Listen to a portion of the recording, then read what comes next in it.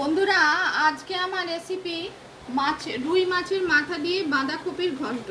প্রথমে রুই মাছটাকে মাছের মাথাটাকে সর্ষের তেলে ভেজে নিলাম, আলুটা ভেজে নিলাম, পেঁয়াজ রসুন সর্ষের তেলে ভেজে নিলাম, তারপর আলু বাঁধাকপি টমেটো সব একসঙ্গে বাঁধাকপিটা দিলাম, নেড়ে চেড়ে নুন হলুদ কাশ্মীরি মির্চ জিরে গুঁড়ো ধনে গুঁড়ো সব দিয়ে একসঙ্গে কষিয়ে কাঁচা লঙ্কাও দিয়েছিলাম, গরম মশলা ফোড়নে দিয়েছিলাম, দিয়ে একসঙ্গে জল দিয়ে সেদ্ধ করে তারপর শেষে মাছের মাথাটা ভেঙে বাঁধাকপির সঙ্গে দিয়ে কিছুক্ষণ রান্না করে স্ট্যান্ডিং টাইমে রেখে তৈরি করলাম মাছের মাথা দিয়ে বাঁধাকপির ঘন্ট।